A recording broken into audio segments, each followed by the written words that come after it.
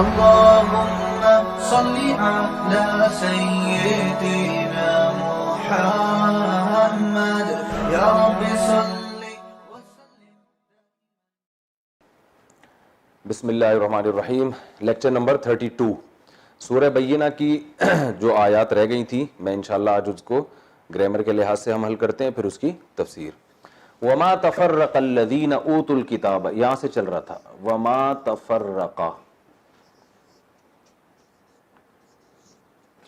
وما واو کا معنی اور ما کا معنی نہیں. تفرقا تکلفا باب تفاعل, ٹھیک ہے نا.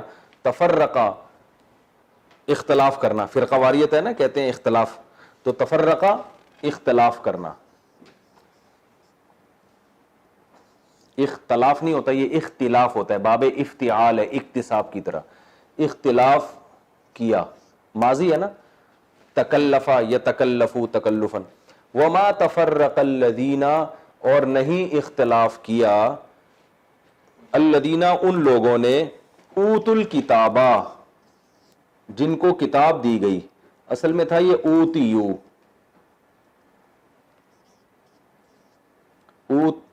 غلط ہو گیا, اوتی یو, اکرمو کی طرح,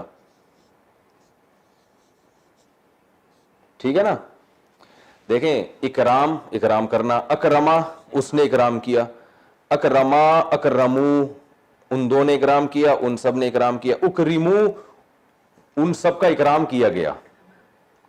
تو آتا یوتی ایتا ان, آتا یا یؤتیو, یؤتیو کا معنی ہوتا ہے دیتا ہے. قرآن میں آتا ہے نا آتوا الزکاۃ, زکات دو, ٹھیک ہے نا. تو اؤتیو تھا اصل میں, اؤتیو اکرمو کی طرح, دیے گئے وہ. بھئی یہ اس طرح استعمال ہوتا ہے. اتایا اکرما کی طرح, اس نے دیا. اؤتیا وہ دیا گیا, اکریما کی طرح. اوتیو وہ سب دیے گئے. تو یہ قرآن میں بہت استعمال ہوتا ہے, یہ لفظ یاد کر لیں. اوتیو کو پڑھتے کیا ہے, اوتو, کیونکہ یا گڑبڑ کرتی ہے نا, تو اوتیو کو کیا کرتے ہیں, پڑھتے کیا ہے, اوتو. تو وما تفرق الذین اوتوا, نہیں اختلاف کیا ان لوگوں نے کہ ان کو دی گئی الکتاب, کتاب. نہیں اختلاف کیا ان لوگوں نے جن کو دی گئی کتاب. وہ کون ہے, یہود و نصارہ, ان کو کتاب دی گئی تھی نا, ایک کو تورات اور انجیل. نہیں اختلاف کیا ان لوگوں نے جن کو دی گئی کتاب, الا مگر یہ کہ, الا کا معنی ہوتا ہے سوائے اس کے, یا مگر, لا الہ الا اللہ, نہیں ہے کوئی معبود سوائے اللہ کے. وما تفرق الذین اوتوا الکتاب الا من بعد,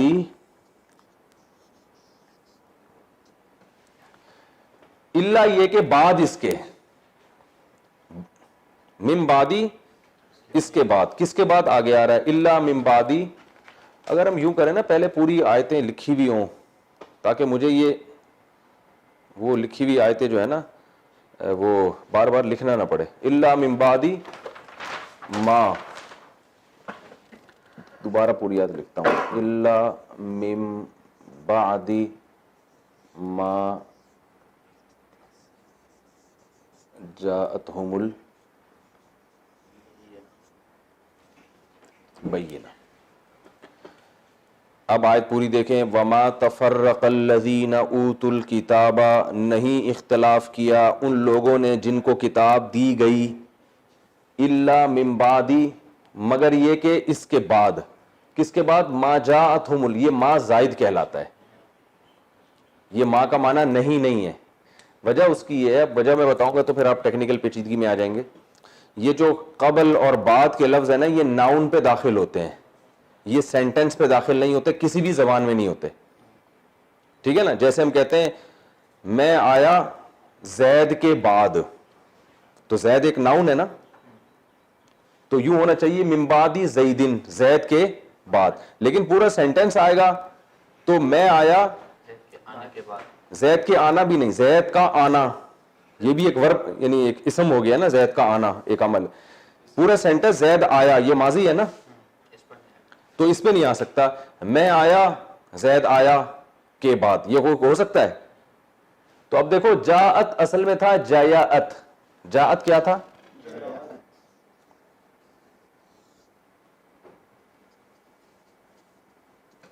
ضربت کی طرح.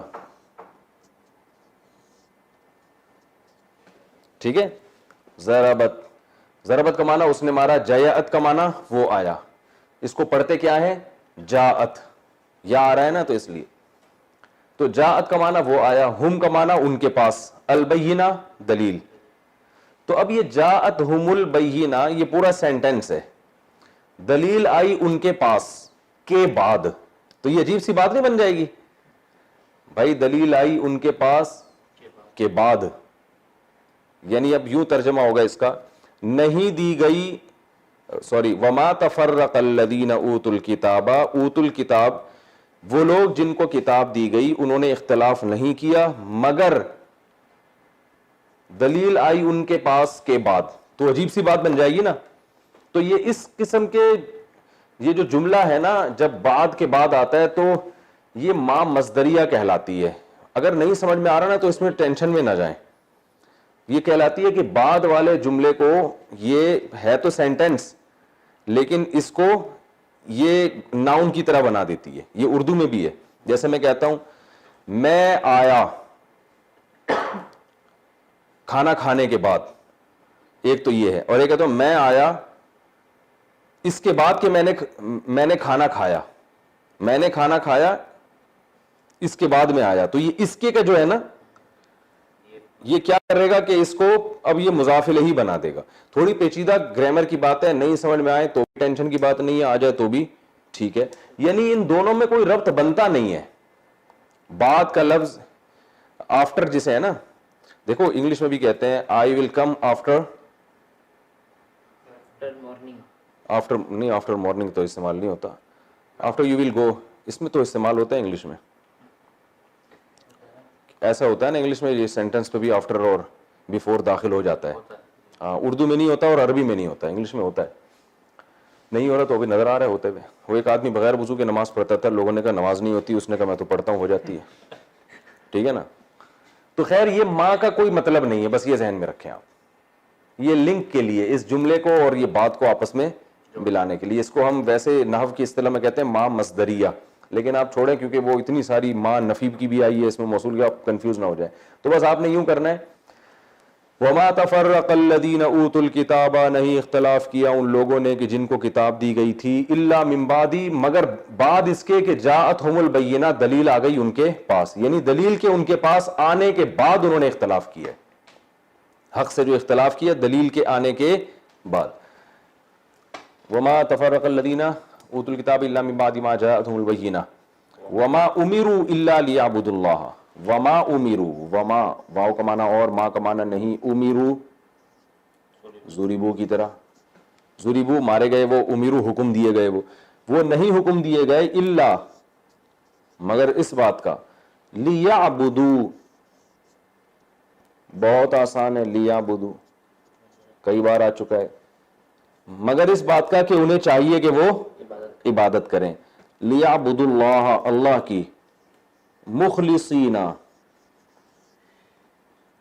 باب افعال اکرام، اکرما ماضی، یکرم مضارع، اکرام کرتا ہے. مکرمن اسم فاعل، مکرمون اور مکرمین جمع.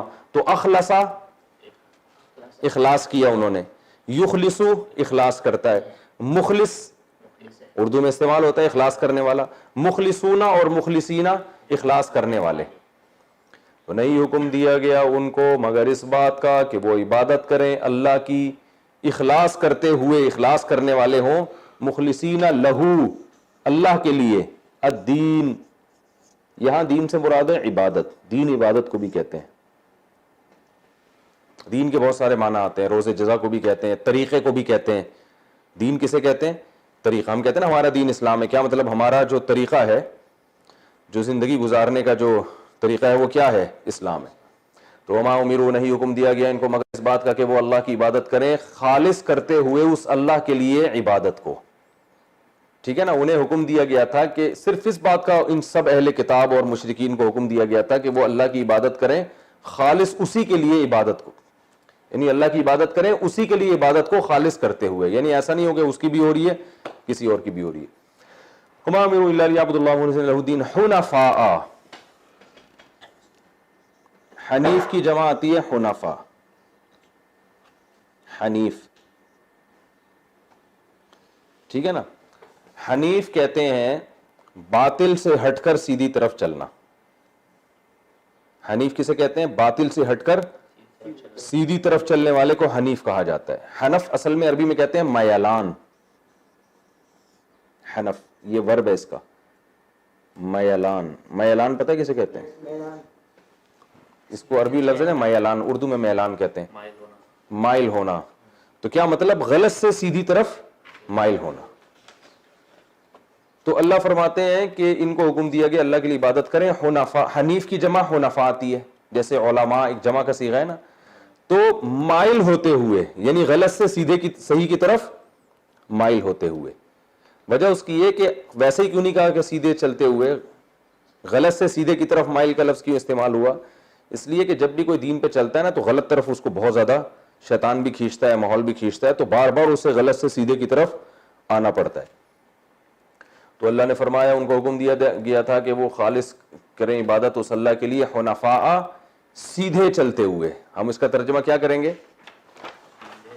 حنفاء وما امروا الا ليعبدوا الله مخلصين له الدين حنفاء لله. ہاں حنفاء ويقيموا الصلاة. حنفاء یعنی سیدھا سیدھا ترجمہ ہم یوں کریں گے، سیدھے چلتے ہوئے.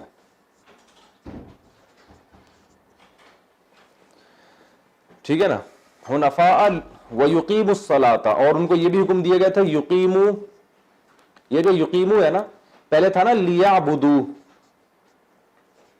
گزرا ہے نا کہ ان کو حکم دیا گیا تھا کہ وہ عبادت کریں لیعبدوا. تو اسی پر یقیموا عطف ہو رہا ہے. عطف کا مطلب جب ہم کہتے ہیں نا میرے پاس آیا زید اور بکر اور عمر، تو آیا کا لفظ بکر اور عمر کے ساتھ تو نہیں لگا ہوا نا، لیکن شروع میں زید کے ساتھ لگا دیا تو اب ہر ایک کے ساتھ آیا آیا نہیں لگایا جاتا. میرے پاس آیا زید، آیا عمر، آیا بکر، آیا، تو وہ اگلا بولے گا کیا ہو گیا بھائی؟ یہی ہو نا، میرے پاس زید آیا اور بکر عمر خالد، تو وہ آیا سب کے ساتھ لگا ہوا ہے، اس کو عطف کہتے ہیں. تو اللہ نے پیچھے فرمایا کہ وما امروا الا لیعبدوا، انہیں چاہیے کہ ان کو نہیں حکم دیا گیا تھا مگر اس بات کا کہ لیعبدوا، انہیں چاہیے کہ وہ عبادت کریں. تو یقیموا بھی لی، اس کے ساتھ بھی لی لگا ہوا ہے. ویقیموا، اور اس بات کا حکم دیا گیا تھا کہ چاہیے کہ یہ یقیموا قائم کریں. یقیموا پہلے ہو چکا ہے نا.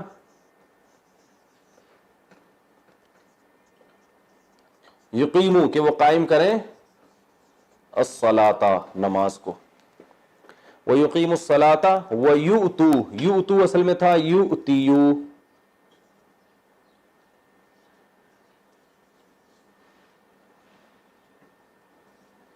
یؤتیو جو ابھی گزر چکا ہے، ابھی بتایا تھا نا، اوتیا کا معنی دیا جانا. یؤتیو انہیں چاہیے کہ وہ دیں، یکرمو کی طرح.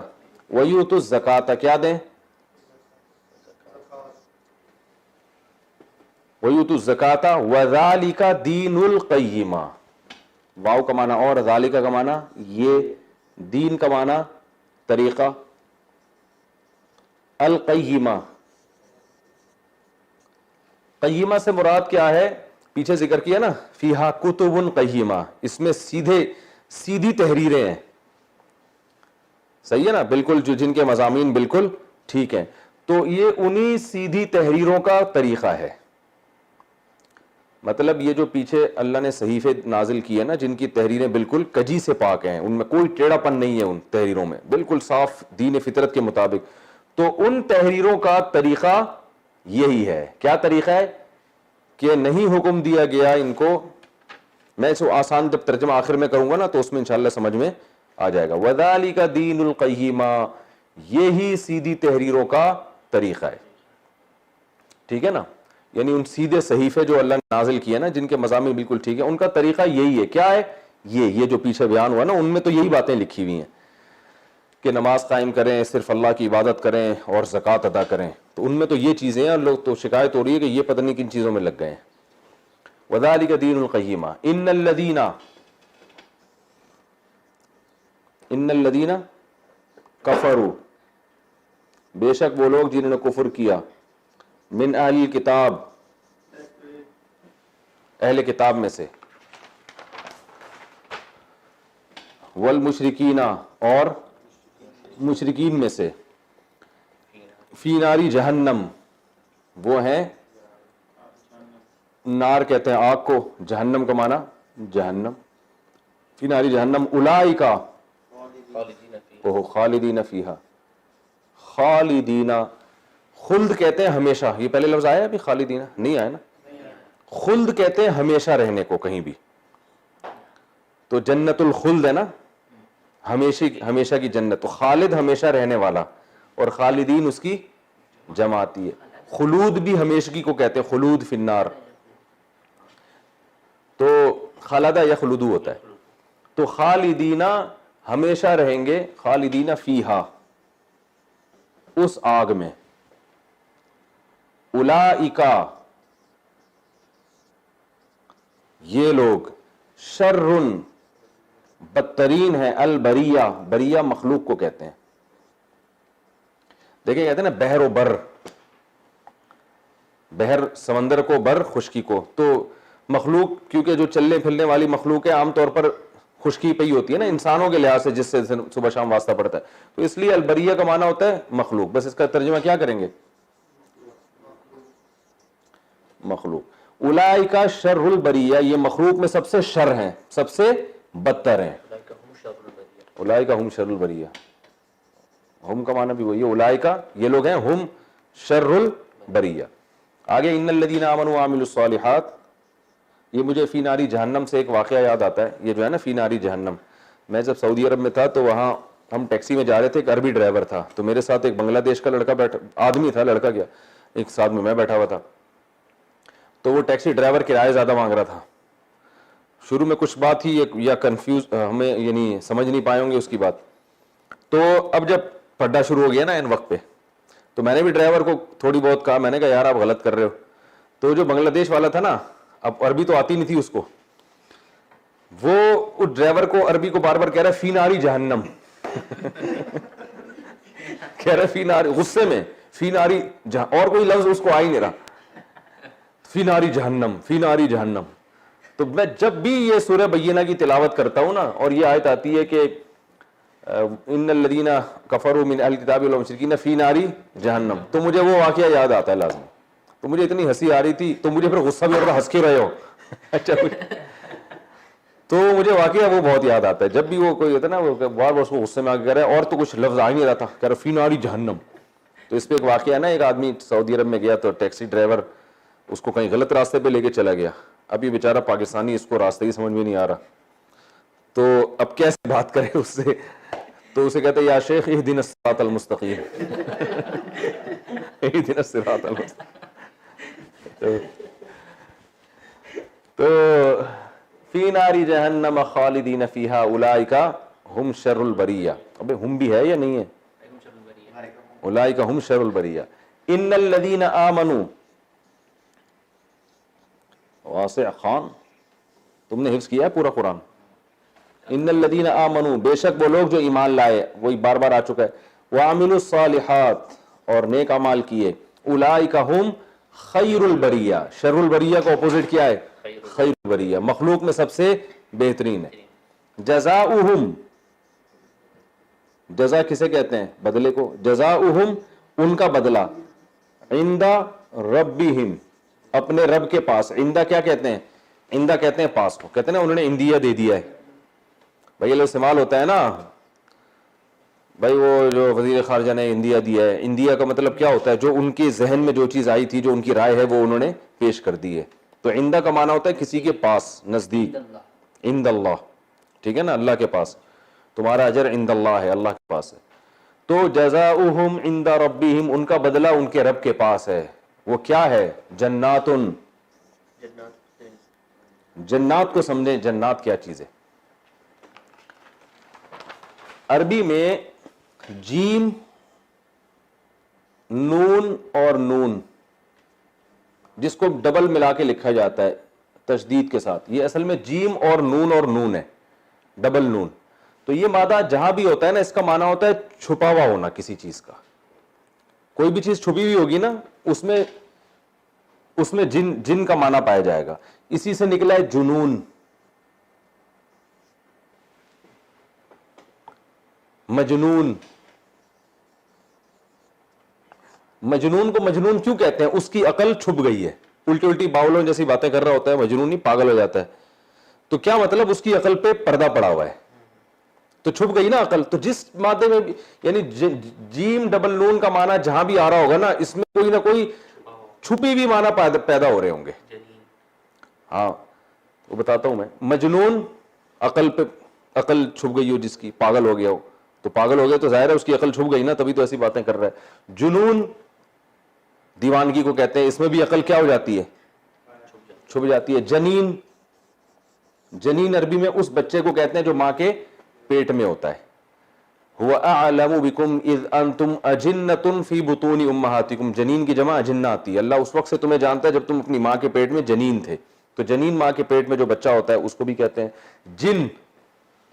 وہ جو جن چڑیل بھوت والا جن، اس کو بھی جن کیوں کہتے ہیں؟ چھپا ہوا ہوتا ہے نا. نظر آتا تو پھر ہم نہیں ہوتے ہم چھپ جاتے، ہم جن بن جاتے، وہ ہائی لائٹ ہو جاتے. تو جن چھپا ہوا. اور کیا ہے؟ اسی سے نکلا ہے جنت. یہ تا تو ایسے ہی لگ جاتی ہے نا آخر میں. جنت، جنت کو بھی جنت اس لیے کہتے ہیں، اس جنت اس باغ کو کہتے ہیں جو بہت ہی گھنا، اور یعنی اس میں بھی آپ کو جا کے اندھیرا محسوس ہو، سب چیزیں چھپ گئی ہیں اس میں. جب گھنے باغات ہوتے ہیں نا بھائی، باغات جب بالکل ایسے چھپ جاتا ہے نا سب کچھ اندر، باہر سے تو نظر نہیں آ رہا ہوتا. تو جنت عربی میں عام باغ کو کہتے ہیں حدیقہ. حدیقہ کسے کہتے ہیں؟ باغیچہ، جس کی جمع آتی ہے حدائق. قرآن میں یہ لفظ استعمال ہوا ہے، حدائق ذات بہجہ. ہم نے پانی برسایا اور باغیچے پیدا کر دیے. ذات بہجہ، بہجہ والے خوشنما باغات. حدائق. بستان کہتے ہیں بڑے باغ کو، بستان. جنت کہتے ہیں گھنا باغ. جنت کیا مطلب؟ خوب گھنا باغ، چھپا ہوا بالکل، ایسے پودے اور پھل اور اس میں پھول ہو. یہ خوبصورتی کی علامت ہوتی ہے نا باغ میں کہ بالکل اندر جاؤ تو ایسے ایک اندھیرا سا ہو جائے. تو یہ بہت زیادہ جو گھنے باغات ہوتے ہیں جن کے گرینری بہت تیز ہو، اس کی سبزے کا رنگ بہت تیز ہو، تو ایسے باغ کو. تو اس لیے قرآن میں جہاں بھی آخرت میں جو اہل یعنی جن کو نعمتیں ملیں گی نا تو ان کے لیے جنت کا لفظ آیا، حدیقہ نہیں آیا. تو جنت کا لفظ آیا ہے. تو یہ کیونکہ بہت گھنے باغات ملیں گے، اللہ ہم سب کو دلا دے بھائی. تو جنت اس کی جمع آتی ہے جنات. کیا جمع آتی ہے؟ جنات. لہم جنات، ان کے لیے گھنے باغات ہیں. تو ترجمہ کیا ہوگا؟ ان کے لیے گھنے باغات ہیں. تجری، تجری اصل میں تھا تجریو، تجربو کی طرح. ذرا بس یضربو، یضربانی، یضربونا، تجربو، ٹھیک ہے نا. تو تجری، تجریو سے تجری بنا دیا. جاری اردو میں استعمال ہوتا ہے بھائی، جاری پانی ہے، جو چیز چلنے والی ہو، جریان، چلنا. ایک بیماری ہوتی ہے نا جریان جسے کہتے ہیں، اس میں بھی جو ہے نا وہ فاسفورس وغیرہ جسم سے نکلنا شروع ہو جاتا ہے. تو تجری بہتی ہیں، چلتی ہیں. تجری جنات تجری من تحتها الانہار. من تحتی، من کا معنی سے، تحت کا معنی نیچے. بھائی یہ آپ کے ماتحت ہے، کہتے ہیں نا آپ کے ماتحت ہے. ماتحت کا مطلب آپ کے تابع ہے. یہ کہا جاتا ہے کہ شوہر زوجہ، سوری دیکھو جو صحیح بات تھی وہ نکل آئی زبان سے. زوجہ جو ہے بیوی وہ شوہر کے ماتحت ہوتی ہے. ایک ونس اپون اے ٹائم، ٹھیک ہے نا. ایک دفعہ کا ذکر ایسا ہوا کرتا تھا کسی زمانے میں. تو عوام جو ہے وہ حکومت کے ماتحت ہے. تو تحت نیچے کو کہتے ہیں. تجری من تحتہا، اس جنت کے نیچے سے، یعنی نیچے سے کا مطلب نیچے، مراد نیچے ہی ہے. تجری من تحتہا الانہار. انہار نہر کی جمع ہے. نہر عربی میں دریا کو کہتے ہیں. اردو میں دریا کو دریا کہتے ہیں اور نہر تو چھوٹی موٹی جو نہریں ہوتی ہیں نا ان کو کہتے ہیں, لیکن عربی میں نہر دریا کو کہتے ہیں. جو بڑا دریا بہ رہا ہوتا ہے نا اس کو نہر کہتے ہیں عربی میں. عربی والے نہر میں اور اردو والے نہر میں فرق ہے. تجری من تحتها الانہار, جس کے نیچے دریا بہتے ہیں. ہم اس کا اردو میں ترجمہ کہتے ہیں کہ نہریں بہتی ہیں, تو نہریں نہیں ہوتی, وہ دریا بہتے ہیں.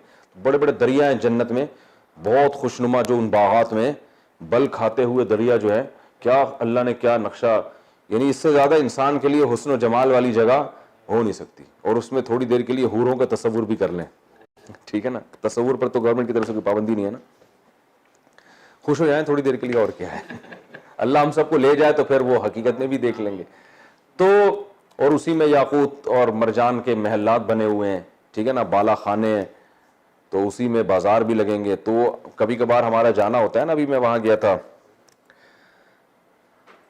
کون سے ملک گیا تھا یار, ابھی آسٹریلیا نہیں, آسٹریلیا سے پہلے, وہاں بڑی گرینری تھی یار, بڑا خوبصورت, شاید ملیشیا, تھائی لینڈ میں ہم نے ایک وہ دیکھا, تھائی لینڈ جو ہے نا اس میں جو آبشاریں تھیں وہ میں بنا نہیں سکا تھا اس کی ویڈیو, اس قدر مجھے وہی بالکل جو ہے نا گھنے جنگلات تھے, اور وہ جو آبشاریں اوپر سے آگے گر رہی تھی نا بہت ہائٹ سے, وہ اتنے, یعنی وہ کیمرے کی آنکھ سے وہ منظر محفوظ کرنا ممکن ہے ہی نہیں بھائی. وہ جب کیمرے میں لاتے ہیں وہ مزہ ہی نہیں رہتا, نہ وہ شور رہتا ہے نہ وہ. تو وہ ایسی دنیا میں اللہ نے جگہ پیدا کی ہیں. ہمارے یہ جو گلگت کے, جو گلگت شہر نہیں, جو گلگت کے کئی گھنٹوں کے دور جا کے جو گاؤں ہیں وہاں بھی ایسے منظر ہے. داریل گلگت میں ایک گاؤں ہے, میں کئی دفعہ گیا ہوں وہاں پہ, تو ایسے بل کھاتی ہوئی آبشاریں گر رہی ہیں, ہر پہاڑ سے پانی گر رہا ہے, آدمی حیران ہوتا ہے اتنی ہائٹ پہ, اور اللہ نے وہاں پانی پہنچایا ہے, ٹھیک ہے نا, تو سب کو سیراب کر رہا ہے اللہ تعالیٰ. تو یہ انسان کی نیچر ہے کہ وہ اس ماحول کو پسند کرتا ہے, وہاں صحت اچھی ہو جاتی ہے آدمی کی, طبیعت ایسی فریش ہو جاتی ہے. تو تجری من تحتها الانہار, فرمایا کہ ان کے نیچے نہریں بہتی ہیں, دریا بہتے ہیں. مجھے بھی نہری زبان پہ چڑھا ہوا ہے. اللہ تعالیٰ ہم سب کو وہاں لے جائے, اصل تو ایسے اعمال کی توفیق دے کہ وہاں چلے جائیں. تو یہاں بھی لوگ اچھی جگہ جاتے ہیں اپنی والیوں کے ساتھ, ٹھیک ہے نا, کوئی خوش ہو رہتا ہے, کوئی پریشان ہو رہا ہوتا ہے. وہاں کیا ملیں گی, جنت کی حوریں, اپنی والی بھی ہوں گی, تھوڑا سا ریپیئرنگ ہوگی ان کی, اس کے بعد انشاءاللہ یہ بھی ہوں گی, حوریں بھی ہوں گی, اللہ لے جائے بس ایک دفعہ. تجری من تحتها الانہار. تو اللہ فرماتے ہیں جو لوگ ایمان لائے اور نیک اعمال کیے, اگر یہ شرط نہ لگائے تھا نا اللہ تعالیٰ, ایمان والی بھی چلو ہم میں شرط پائی جاتی ہے, اگر اللہ تعالیٰ عامل الصالحات والی شرط ہٹا دیتے نا تو پھر ہم سب کہاں چلے جاتے, جنت میں. اللہ نے یہ شرط جو لگا دی نا, نیک اعمال بھی ہوں ساتھ میں, یہ تھوڑی مشکل ہو گئی ہے. تو اللہ نے فرمایا آمنوا وعملوا الصالحات لہم جنات, ان کے لیے باغات ہیں, جزاؤہم عند ربہم, ان کا بدلہ ان کے رب کے پاس. وہ کیا ہے, جنات عدن. ابے عدن کا لفظ رہ گیا نا, جنات عدن. بھائی کیا ہو رہا ہے یہ دوبارہ, ان الذین آمنوا وعملوا الصالحات لہم جنات تجری من تحتها الانہار. جنات عدن نہیں ہے, ان الذین آمنوا وعملوا الصالحات اولئک هم خیر البریہ جزاؤہم عند ربہم جنات تجری من تحتها الانہار. جنات عدن نہیں ہے, جنات تجری من تحتها الانہار خالدین فیہا.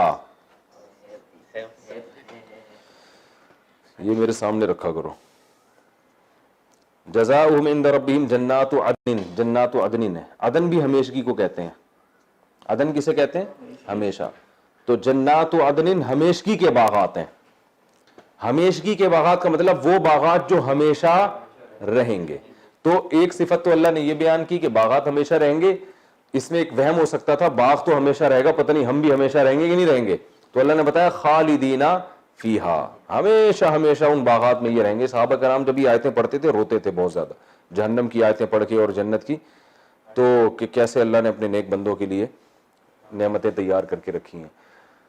جنات عدن تجری من تحتها الانہار خالدین فیہا ابدا. خالدین فیہا, ہمیشہ رہیں گے اس میں. ابدا, ابد کا معنی بھی ہمیشہ, ہمیشہ رہیں گے اس میں, ہمیشہ. اب دیکھیں وہاں کا جو جب جہنم کا تذکرہ آیا نا تو ہمیشہ کا لفظ ایک دفعہ ذکر آیا ہے, ابدا کے ذریعے تاکید نہیں ہے, اور جب جنت کا تذکرہ آیا تو ابدا. تو ابن تیمیہ رحمہ اللہ کا 7ویں صدی ہجری میں یہ مذہب تھا جو کہ امت نے اس کو قبول نہیں کیا کہ جہنمی ہمیشہ نہیں رہیں گے, بہت عرصے کے بعد نکل جائیں گے, یعنی مٹی ہو کے اللہ ختم کر دے گا. اور اسی طرح کی آیتوں سے وہ استدلال کرتے ہیں کہ بھئی جنت میں تو اللہ نے تاکید کر دی ہمیشہ کی, وہاں ہمیشہ کا لفظ ایک دفعہ آیا ہے, تو وہ تعویل کرتے ہیں کہ وہاں ہمیشہ سے مراد ہمیشہ نہیں ہے بلکہ بہت طویل عرصہ. لیکن یہ اجماع امت کے خلاف ہے, اس لیے امت نے اس کو لیا نہیں, کیونکہ قرآن میں کئی جگہ آیا ہمیشہ کا لفظ جو ہے نا جہنم کے بارے میں. بہرحال اللہ اگر جہنم کو ختم کر دے اور ان کو سزا دینے کے بعد مٹی بنا دے تو ہمیں کوئی خوشی ہونا چاہیے, ٹھیک ہے نا. لیکن بہرحال قرآن سے اور حدیث سے پتہ یہ چلتا ہے کہ غیر مسلم جو کافر جس کو حجت تام ہو گئی ہو, ہاں کسی کے پاس رسول کی تعلیم ہی نہ پہنچی ہو وہ تو ایک الگ بات ہے, جس پر اللہ کی طرف سے حجت تام ہو گئی اور پھر بھی اس نے ایمان نہیں لے کر آیا تو وہ ہمیشہ ہمیشہ جہنم میں جلتا رہے گا. اللہ تعالی ہماری حفاظت فرمائے. خالدین فیہا ابدا رضی اللہ عنہم, راضی ہو گیا اللہ عنہم ان سب سے, ورضو, رضو اصل میں تھا رضیو, کیا تھا سمیعو کی طرح, لیکن پڑھا کیا جاتا ہے رضو. ورضو عنہ, اور وہ راضی ہو گئے اللہ سے. ابھی ہے تو ماضی لیکن فیوچر کے معنی میں, کیونکہ ساری باتیں کس کی چل رہی ہیں, فیوچر کی چل رہی ہیں نا. تو اس سے پتہ چلتا ہے کہ یہاں بھی پاس سے مراد کیا ہے کہ اللہ بھی ان سے راضی ہو جائے گا اور وہ بھی اللہ سے راضی ہو جائیں گے. جب وہ نعمتیں دیکھیں گے وہ بھی اللہ سے خوش ہو جائیں گے. ویسے تو دنیا ایمان والے آج بھی اللہ سے خوشی ہیں, لیکن وہاں ابھی تو پھر بھی یہ وسوسے آتے ہیں نا, پتہ نہیں اللہ تعالیٰ نے ہمیں آزمائش میں ڈالا ہوا ہے, کبھی آزمائش ختم ہوگی, لیکن وہاں واقعی خوش ہو جائیں گے. اور اگر ہم اس کو ماضی کے معنی میں رکھیں تو بھی ٹھیک ہے کہ یہ وہ لوگ تھے کہ جو اللہ سے راضی ہو گئے تھے دنیا میں اور اللہ ان سے راضی ہو گیا تھا. تو یہ دونوں تفسیریں ٹھیک ہیں. دوسری تفسیر کے مطابق اس کا مصداق سب سے پہلے صحابہ کرام ہیں جو ایمان لائے, نیک اعمال کیے, تبھی صحابہ کے ساتھ ہم رضی اللہ عنہ لگاتے ہیں کہ اللہ ان سے راضی ہو گیا, کیونکہ اللہ کہہ رہا ہے جو ایمان لائے اور نیک اعمال کیے, تو سب سے پہلے تو صحابہ ایمان لائے اور نیک اعمال کیے نا. رضی اللہ عنہم ورضوا عنہ, ذالک لمن, ذالک کا معنی یہ, لی من, لی کا معنی لیے, من کا معنی وہی الذین کے معنی میں نا, من وہ شخص یا وہ جو کہ, لمن خشیہ, خشیہ سمع کی طرح ڈرنا, خشیت ہے نا, خشیت الہی, خشوع و خضوع کہتے ہیں نا, تو خشوع تو خیر الگ چیز ہو جاتی ہے, تو خشیت خوف کو کہتے ہیں. ذالک لمن, یہ اس شخص کے لیے ہے جو ڈرے ربہو, اپنے رب سے. یعنی یہ جو نعمتیں ہم نے بیان کی ہیں اور اللہ کی رضا کا پروانہ جو ہے یہ ان لوگوں کے لیے جو اپنے رب سے ڈرتے ہیں. اب میں اس کا آسان ترجمہ کر دیتا ہوں, 7 منٹ باقی, آسان ترجمہ کر دیتا ہوں, پھر تفسیر بھی اسی میں انشاءاللہ ہو جائے گی, آسان ہے. لم یکن الذین کفروا من اہل, مجھے موبائل دیں اس میں میں پڑھ کے کرتا رہوں گا تاکہ وہ,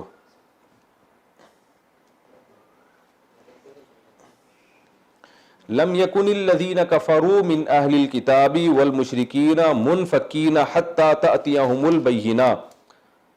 اگلا صفحہ کہاں ہے, رائٹ لیفٹ, ہاں صحیح ہے.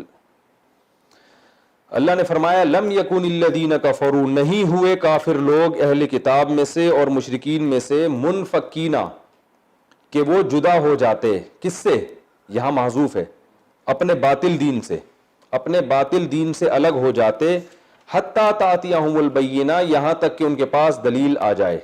یعنی مطلب یہ ہے کہ یہ جو کافر اور مشرک لوگ ہیں جو نبی صلی اللہ علیہ وسلم کے دور میں تھے, لم یکن, یہ ایسے تھے ہی نہیں کہ جب تک ان کے پاس واضح دلیل آ جاتی اس وقت تک یہ باطل دین سے ہٹتے ہی نہیں, ٹھیک ہے نا. یعنی یہ ایسے تھے ہی نہیں کہ ہٹ جاتے باطل دین سے جب تک ان کے پاس دلیل نہ آ جاتی. مطلب یہ کہ اپنے کفر پہ اور گمراہی پر اتنے مضبوط تھے کہ یہ ہٹنے والے تھے ہی نہیں. ہٹنے کا چانس اس صورت میں تھا کہ ان کے پاس واضح دلیل آ جائے. یہ ہم ایسے موقع پہ یہ جملہ استعمال کرتے ہیں کہ جب کوئی شخص بہت زیادہ گمراہ ہو نا, تو آپ کسی کو بھیجو کہ بھائی تم جاؤ اس کو جا کے سمجھاؤ, تو ہم کہتے ہیں وہ بندہ ایسا ہے ہی نہیں کہ وہ گمراہی سے توبہ کر لے. تو آپ کی باتوں سے وہ توبہ کرنے والے ہیں جب تک وہ بالکل چڑھتے سورج کی طرح اس کے پاس دلیل نہیں آ جائے گی نا، لم یکن منفکینا، وہ دین باطل سے ہٹنے والا ہے ہی نہیں. سمجھ رہے؟ تو اب اس سیاق و سباق میں آپ سمجھیں، لم یکن الذین کفروا، اللہ فرماتے ہیں جنہوں نے کفر کیا، من اہل الکتاب والمشرکین، اہل کتاب اور مشرکین میں سے. تو اب لم یکن منفکینا، وہ دین باطل سے ہٹنے والے تھے ہی نہیں، حتی تاتیہم البینہ، جب تک کہ واضح دلیل نہیں آ جاتی ان کے پاس. تو واضح یعنی اتنے زیادہ گمراہ ہو چکے تھے کہ جب تک اللہ تعالیٰ روز روشن کی طرح دلائل نہ بھیجتا وہ اسی گمراہی میں اور مزید گھستے چلے جاتے. پھر اللہ نے آگے بتایا واضح دلیل سے ہماری مراد کیا ہے، رسول من اللہ، اللہ کی طرف سے ایک رسول، یتلو صحفا مطہرہ، جو پاکیزہ صحیفے پڑھ پڑھ کے سنائے ان کو. تو جب تک رسول ان کے پاس نہ آ جاتا انہوں نے سیدھے راستے کو فالو کرنا تھا ہی نہیں، کیونکہ انسان سیدھا راستہ عقل سے پہچان لیتا ہے نا. تو یہ بت پرستی میں مبتلا ہیں، اور عیسائیوں نے حضرت عیسیٰ کو اللہ کا بیٹا بنا لیا، اور ان کے جو علماء ہیں وہ لوگوں کو گمراہ کر رہے ہیں، اور تحریف کر کے جو بھی گمراہیاں تھیں ان کی جن کو قرآن نے بیان کیا ہے، لَيَأْكُلُونَ أَمْوَالَ النَّاسِ بِالْبَاطِلِ، لوگوں کا مال ناحق طریقے سے کھاتے ہیں، اور جو ہے وہ تورات میں تحریف کرتے ہیں. تو اتنے زیادہ گمراہ ہو گئے تھے کہ ان کے بڑے بڑے ماہرین بھی بیٹھ کے فیصلہ کرتے نا ہم نے اب سیدھے راستے پہ چلنا ہے، تو یہ چلنے والے نہیں تھے، نہ یہ بت پرستی چھوڑتے، تو قیامت تک اسی گمراہی میں پڑے رہتے. تو اب ان کی گمراہی اتنی زیادہ تھی، ایک اشکال کا گویا جواب ہے کہ اللہ کو رسول بھیجنے کی ضرورت کیا تھی. تو اللہ نے بتا دیا کہ تم اتنے گمراہ ہو گئے تھے کہ تم رسول بھیجے بغیر تمہارے سدھرنے کا چانس ختم ہو گیا تھا، تو اس لیے اللہ نے رسول بھیجا ہے، واضح دلیل بھیجی. اور واضح دلیل کیا ہے؟ وہ رسول جو باقاعدہ براہ راست اللہ کا کلام پڑھ کے سنائے، تو براہ راست اللہ کی طرف سے گائیڈنس اس پہ نازل ہو. یعنی وہ بھی اپنی رائے سے نہیں، بعض دفعہ کوئی لیڈر اچھا آ جاتا ہے نا جو اللہ کی ہدایات تو نہیں ہوتی لیکن اس کی اپنی عقل صحیح کام کر رہی ہوتی ہے. تو اللہ فرماتے ہیں اگر کوئی لیڈر بھی آتا نا، عرب میں کوئی ایسا لیڈر پیدا ہو جاتا جو ان کو گمراہی سے نکالتا تو بھی ممکن نہیں تھا. ایسا شخص ان کو چاہیے تھا جو ڈائریکٹ اللہ سے ہدایت لے اور اللہ کے صحیفے پڑھ پڑھ کے سنائے. تو یہ اللہ تعالیٰ نے یہ گویا بتا رہے ہیں ان کو اس کی قدر کرنی چاہیے کہ تم اتنے گمراہ ہو چکے تھے، رسول کے آئے بغیر تمہاری ہدایت کا امکان تھا ہی نہیں. تو لم یکن الذین کفروا، لم یکن نہیں تھے کافر لوگ اور مشرکین، منفکین جدا ہونے والے، حتی تاتی، جدا سے مراد باطل دین سے جدا ہونے والے، حتی تاتیہم البینہ، یہاں تک کہ ان کے پاس دلیل آ جاتی. وہ دلیل کیا ہے؟ رسول من اللہ یتلو صحفا مطہرہ، جس رسول جو تلاوت کرتے ہیں ایسے صحیفوں کی جو کیا ہیں؟ پاکیزہ ہیں، فیہا کتب قیمہ، جس میں سیدھی تحریریں، بالکل جیسے مشرکین کی باتیں ہوتی ہیں نا ہوائی، یہ والا بت فلاں کام کرنے کا، یہ فلاں کام کرنے کا، یہ یوں، تو ایسے ہوائی نظریات جو آج بھی ہندوؤں میں آپ کو ملتے ہیں اور باطل لوگوں میں. تو اللہ فرماتے ہیں ایسی سیدھی تحریریں ان کو چاہیے تھی جن میں بالکل سیدھی سیدھی، جیسے قرآن کی باتیں، تمام تعریفیں اللہ کے لیے. صحیح ہے نا؟ امن جعل الارض قرارا، بلا بتاؤ زمین کو کس نے قرار بنایا. جو قرآن کے مضامین ہو تو بالکل فطرت کو اپیل کرتے ہیں. تو اللہ نے فرمایا رسول من اللہ یتلو صحفا مطہرہ فیہا کتب قیمہ، جس میں تحریریں ہیں بالکل سیدھی، اور فیہا کتب قیمہ وما تفرق الذین اوتوا الکتاب. اب اللہ تعالیٰ اہل کتاب کی ایک شکایت کر رہے ہیں کہ اہل کتاب نے جو اختلاف کیا نا پیغمبر سے، یعنی پیغمبر تو ہم نے بھیج دیے لیکن اہل کتاب کیا کر رہے ہیں؟ وہ لوگ جن کو کتاب دی گئی وہ پیغمبر سے اختلاف نہیں کر رہے، الا من بعد ما جاءتهم البینہ، مگر اس کے بعد کہ ان کے پاس واضح دلیل آ چکی ہے. تو اہل کتاب کا تذکرہ اس لیے کیا کہ ان کو تو پہلے ایمان لانا چاہیے نا، ان کی تو کتابوں میں پیغمبر کا تذکرہ ملتا ہے.